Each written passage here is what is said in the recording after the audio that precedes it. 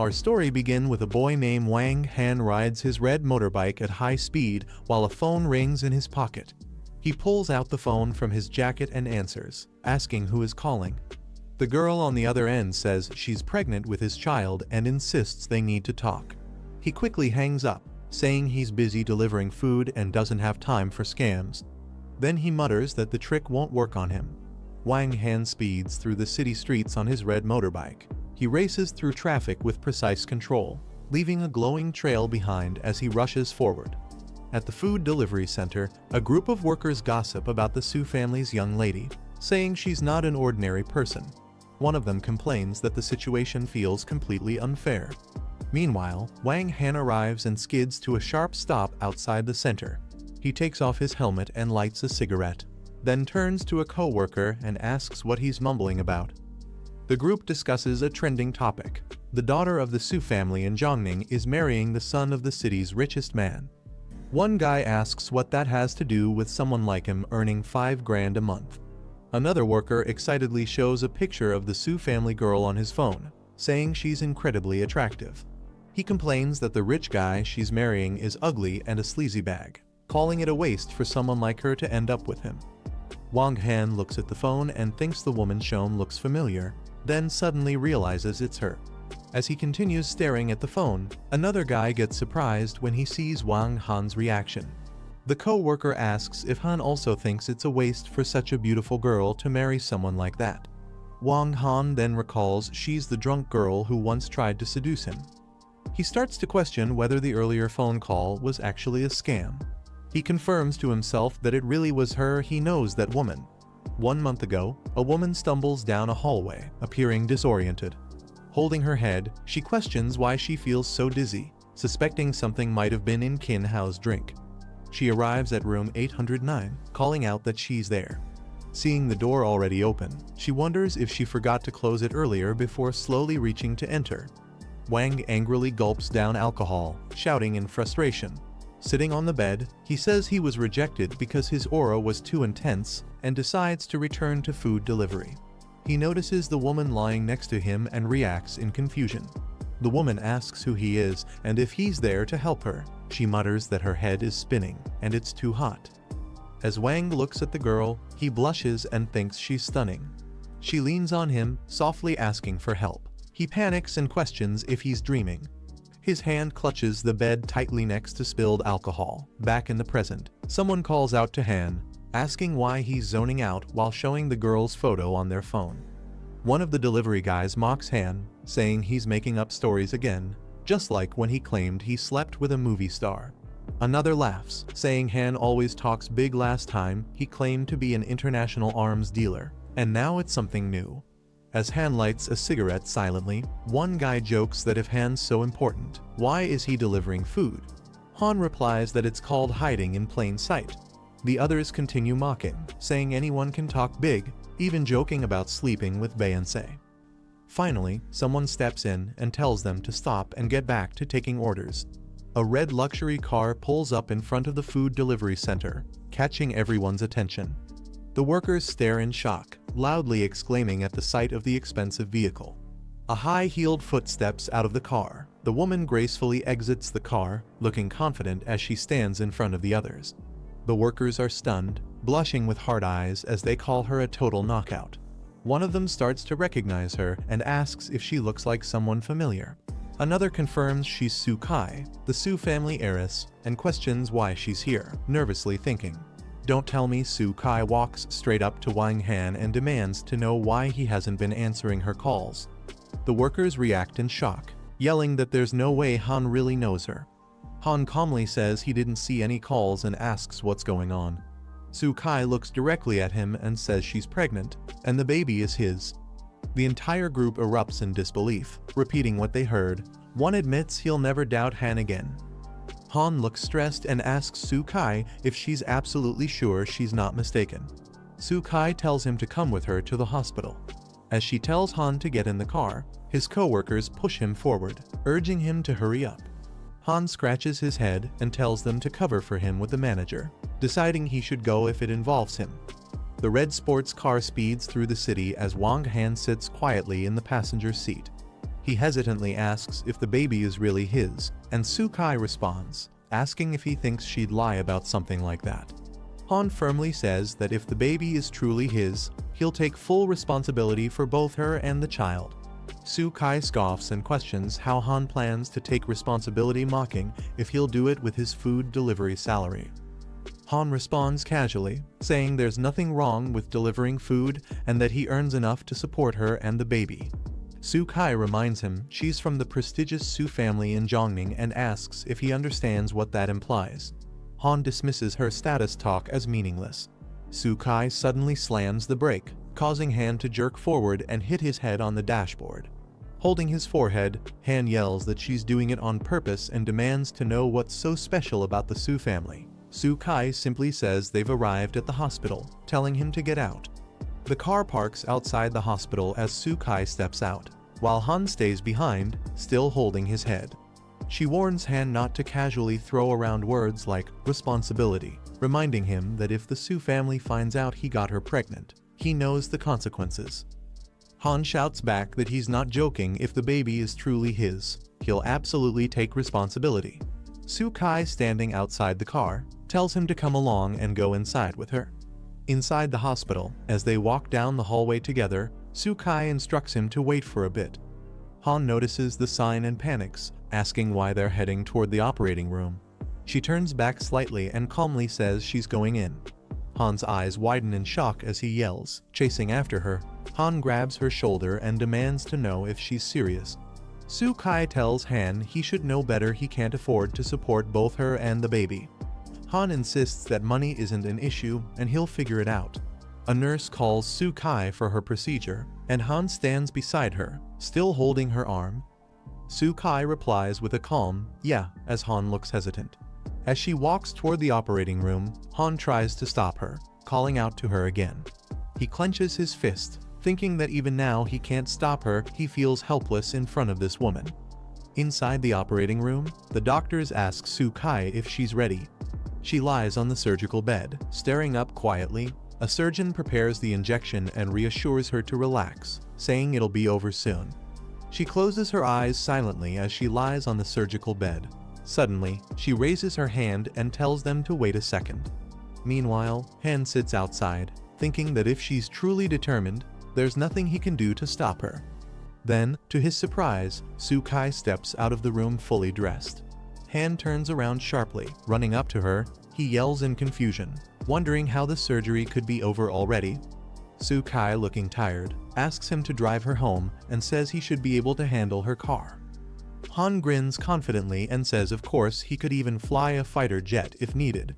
As the car speeds down the road with intense motion, they arrive at Longwen, Block B, where the car continues racing, and Han receives a call. While driving with Soo-kai in the passenger seat, he answers the phone and asks what's going on. The caller informs him about a bidding event at Jianu Tower that evening, saying the old man wants him to attend personally. Han acknowledges the task and is also told that Lin Kinyan, president of Julong Chamber's Zhongxing branch, will cooperate. He confirms he understands. The car arrives at Soo family's residence, Building 19 in Longwen Block B, and he calls out to wake her up. Inside the car, he tells her they've arrived. As she steps out, she tells him to leave quickly before her family sees him. He offers to walk her to the door since she looks weak. She refuses the offer, thanks him, but firmly tells him to stay out of her business and walks away. As she quickly walks away, her heel slips, causing her to lose balance. She screams while falling, and he instantly reacts to catch her. He successfully catches her, holding her close to prevent injury. While holding her, he teasingly calls her a klutz and unbelievably clingy, which annoys her as she demands he repeat that. She suddenly grabs his shirt tightly, causing him to shout in pain. While still leaning on him, she clutches his chest firmly and presses against him, making him yell that it hurts. In response, he instinctively places his hand behind her head. Then, he swiftly grabs her thigh to support her more securely. While holding her in his arms, he winces and yells that she was way too harsh. Inside the room, she tells him not to apply the medicine and just leave, but he insists she stop moving as he begins treating her injury. Meanwhile, a pair of feet in high heels approaches the room. As the two sit together on the couch with the medicine box open, two people enter and are surprised. The man questions what they're doing, while the woman beside him, Yang Human, revealed to be Su Kai's mother, looks stern. Another woman named Lin Zufu, Su Kai's best friend. He calmly explains that she twisted her ankle, and she affirms it while sitting up. She then adds that her boyfriend simply came in to help apply some medicine. Han is visibly shocked after hearing what the girl just said. Yang Human, in disbelief, loudly questions if she just called the delivery guy her boyfriend. Wang Han stands quietly in front of Su Kai, who is sitting on the couch, as Lin Zufu and Yang Human approach. Yang Human demands to know what's going on. Yang Human angrily points at Wang Han and asks who this delivery guy is. Su Kai looks down and remains silent. When questioned, Su Kai explains she was just joking around, saying she twisted her foot and this guy helped her in. Yang Human warns Su Kai to listen to her, saying she's about to marry into the Su family and must not let anything ruin it. Wang Han reacts in shock when he hears Yang Human say Su Kai is getting married. Yang Human insults Wang Han, calling him a low-class delivery guy who's dreaming of something out of reach. Wang Han's expression hardens as he demands to know what she just said. Su Kai thanks Wang Han and tells him to leave first. He lets out a sigh and walks away as Yang Human watches silently. Lin Zufu stands quietly and watches Wang Han from behind, saying nothing. Yang Human tells Su Kai to rest in her room. She also tells Lin Zufu to throw out everything that came into contact with the delivery guy. Lin Zufu agrees.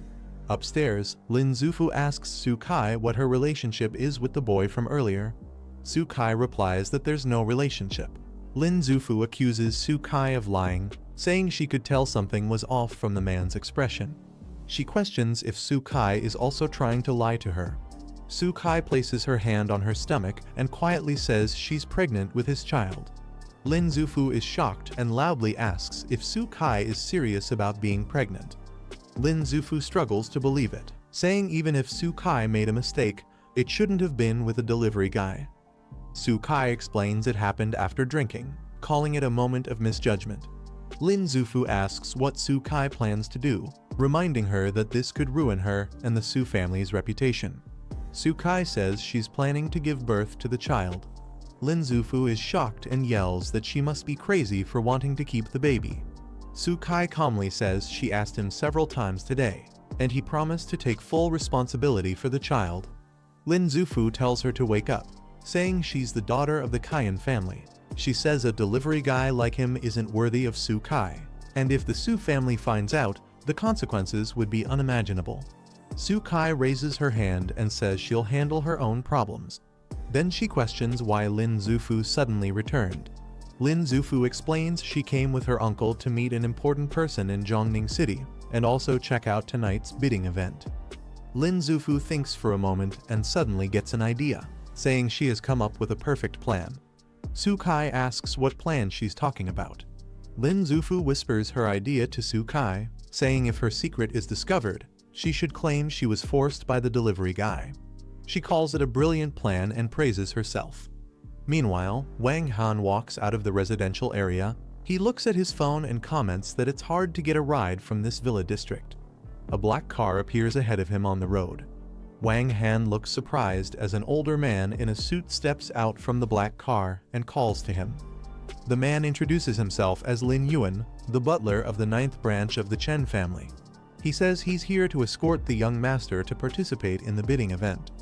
Wang Han responds calmly, saying he already knows his grandfather mentioned it to him earlier. Wang Han tells Lin Yuan he needs to wash up and change before attending the bidding event. Lin Yuan agrees and says he'll make the arrangements. The black limousine drives off, carrying Wang Han to his destination. The bidding conference begins, and the hall is already full of well-dressed attendees and round dining tables. Wang Han arrives in formal attire, observing that quite a lot of people have shown up today. Wang Han is surprised when he sees Lin Zufu in a white dress at the event. She's equally shocked to see him. Lin Zufu questions him, asking if he's the same delivery guy from earlier at the Su household, and how he ended up here. Wang Han begins to answer, but she interrupts and accuses him of possibly working part-time at the venue. Wang Han, caught off guard, tries to deny it, but struggles to explain. Lin Zufu grabs Wang Han by the arm and pulls him aside. She says she needs to talk and drags him away urgently, while Wang Han calls her name in confusion. Once alone, Lin Zufu warns him that Su Kai is her good friend. She says if Su Kai ends up pregnant and Wang Han refuses to take responsibility, she won't let him off. Wang Han is stunned and asks in confusion, wasn't the baby already aborted? Lin Zufu yells at Wang Han, saying no one said the baby was gone. Su Kai decided to keep it. Wang Han is shocked and asks what she means. He starts to question the situation, wondering if Su Kai didn't actually go through with the procedure yesterday. Lin Zufu warns him again if he dares to abandon responsibility, she won't let him off. In anger, she stomps hard on Wang Han's foot. Wang Han cries out in pain after Lin Zufu stomps on his foot. She walks off without looking back.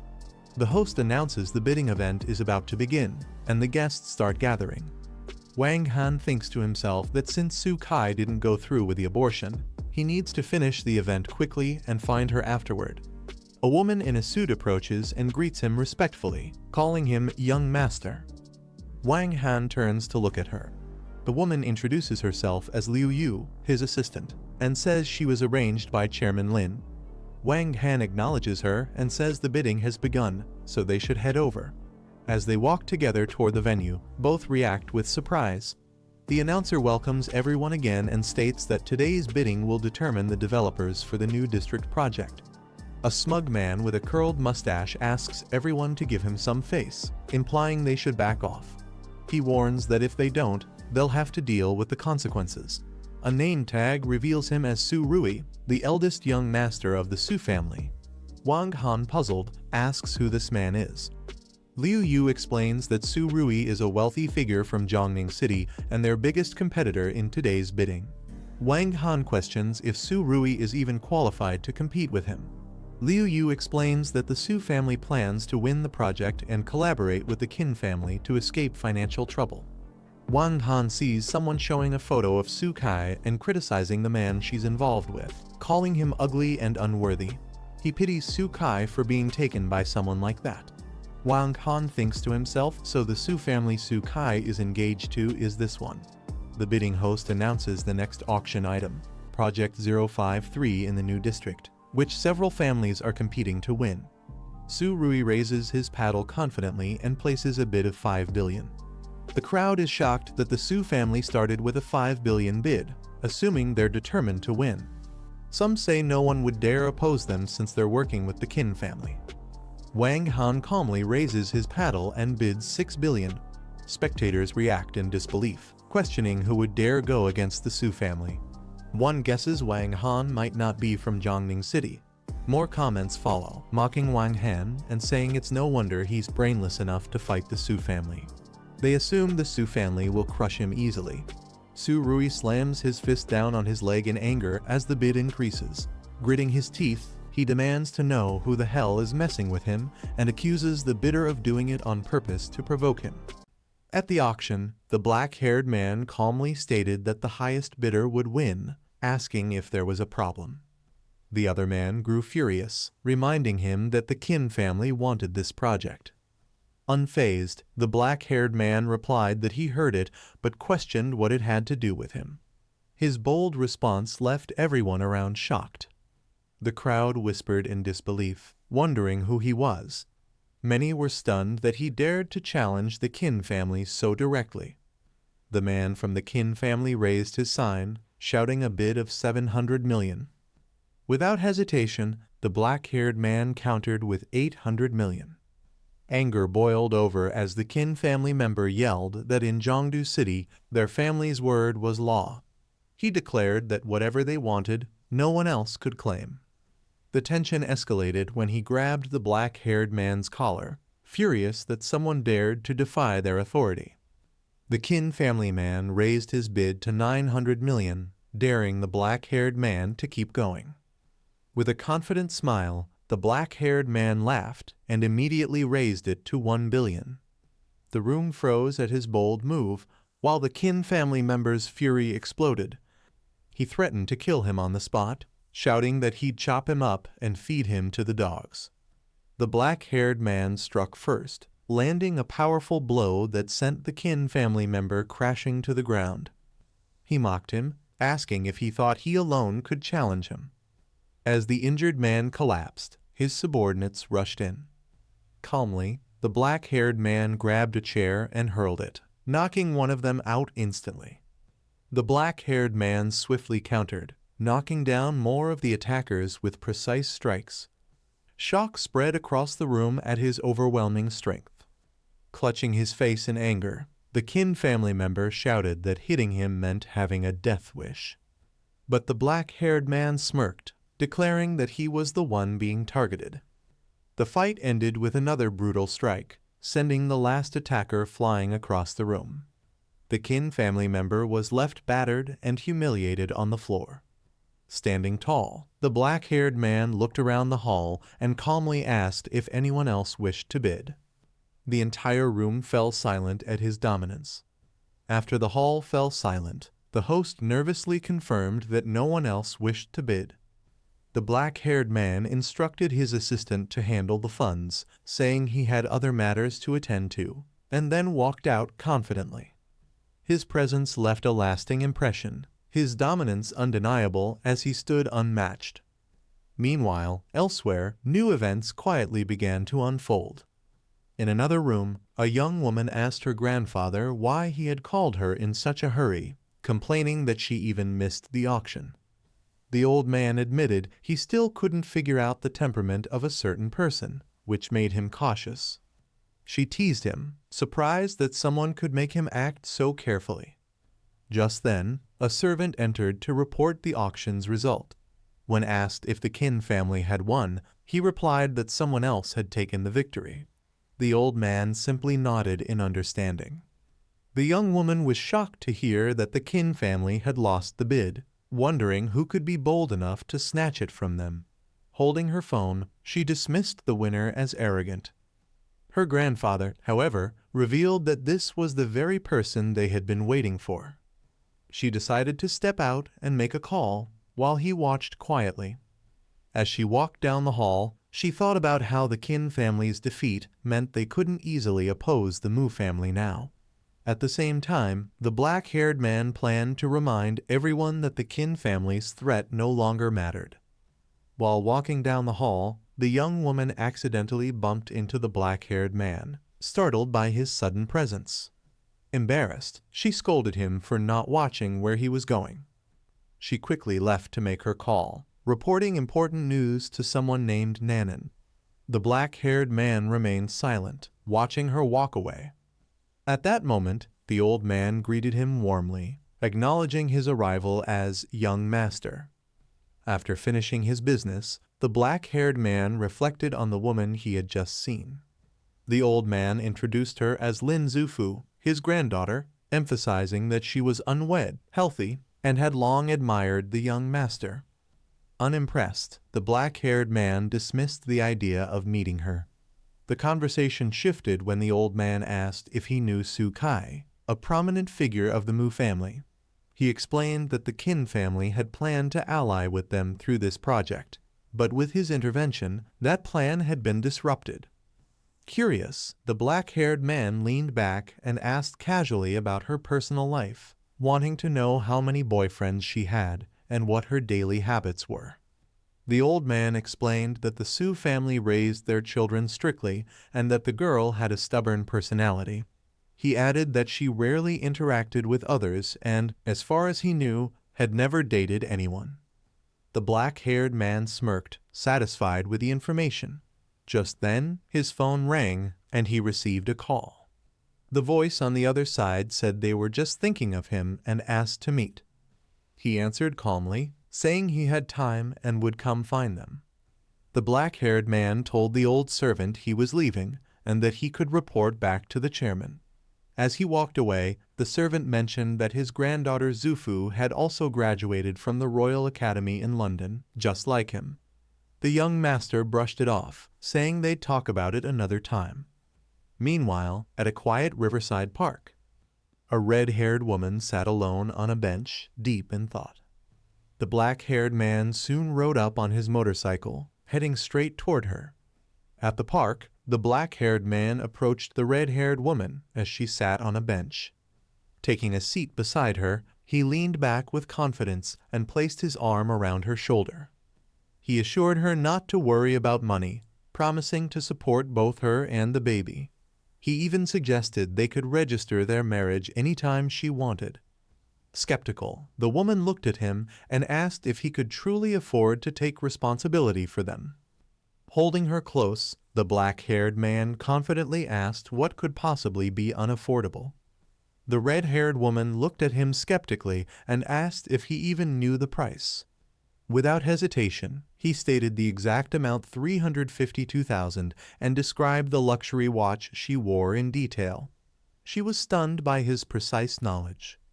Still doubtful, she questioned how a delivery guy like him could ever afford something so expensive, wondering how many years he would need to work without eating or drinking to pay for it. The black-haired man told her not to worry about money and encouraged her to have the baby, bragging that he could handle everything. Annoyed, she asked if it would hurt him to not boast for once. Just then, her phone rang. On the line, someone impatiently asked where she was, reminding her that Kin Hao was waiting at home to discuss the wedding. Flustered, she quickly responded that she knew. After ending the call, she softly asked the black-haired man to take her home. With a confident smile, he agreed without hesitation. The black-haired man stopped his motorcycle and told the red-haired woman to get on. Without hesitation, she climbed onto the seat behind him. They sped through the streets, the wind blowing against them as she silently leaned closer, her expression softening.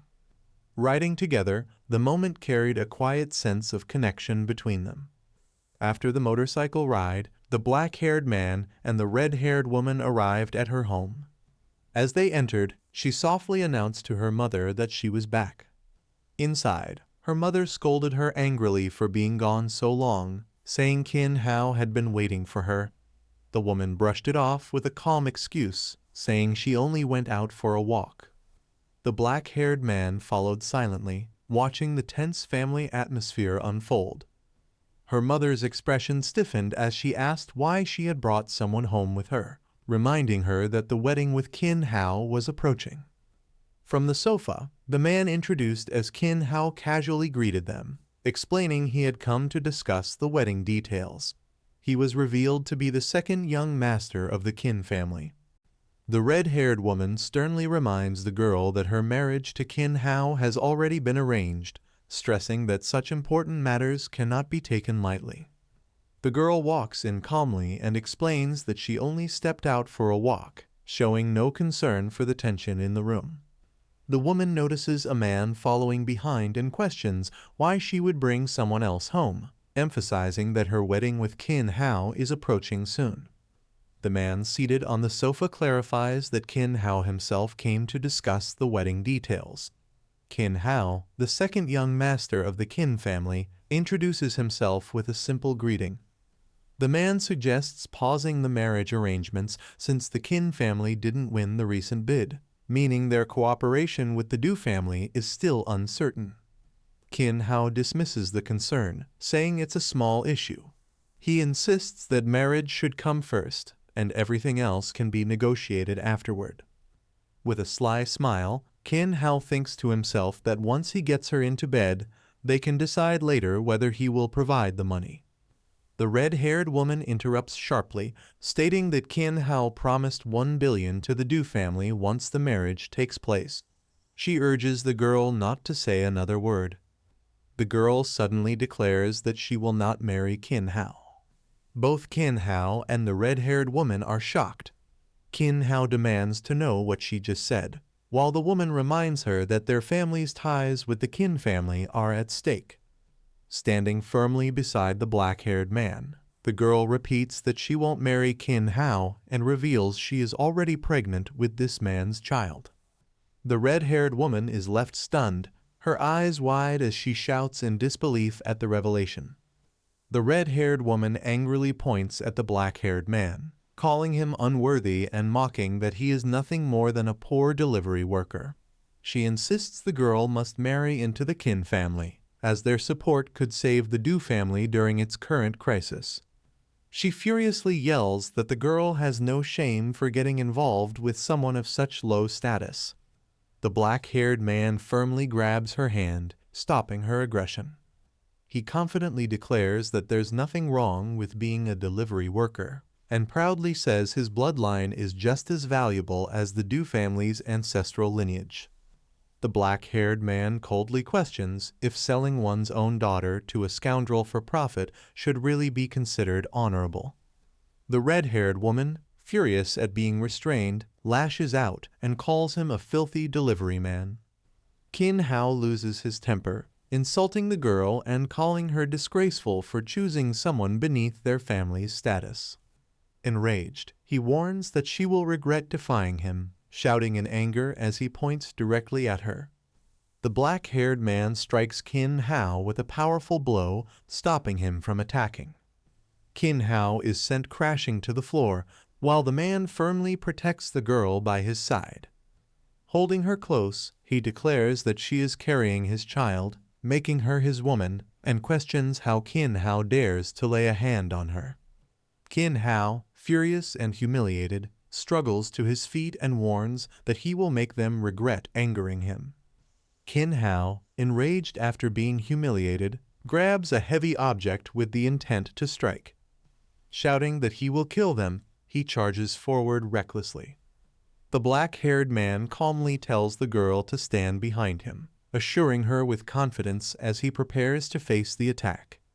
Kin Hao swings the object down with full force, aiming directly at him. Kin Hao lunges forward with the weapon, but the black-haired man blocks him with a powerful punch, sending him flying back.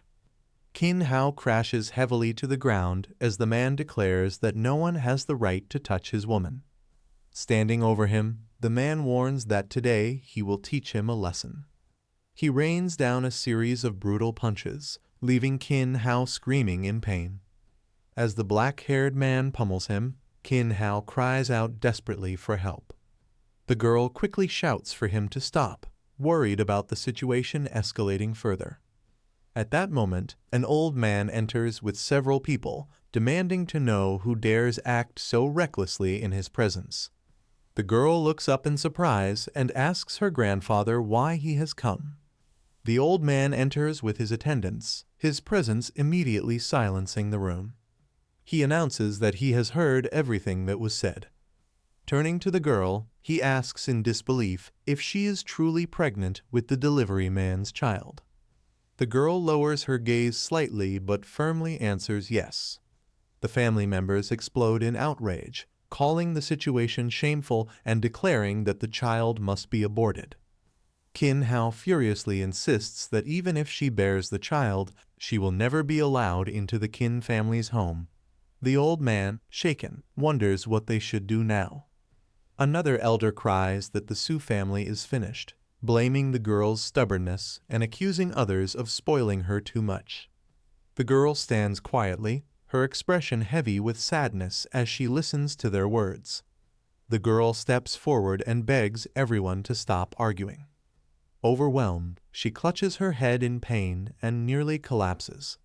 The black-haired man quickly catches her, reassuring her that she doesn't need to be afraid and that he will take her away from this place.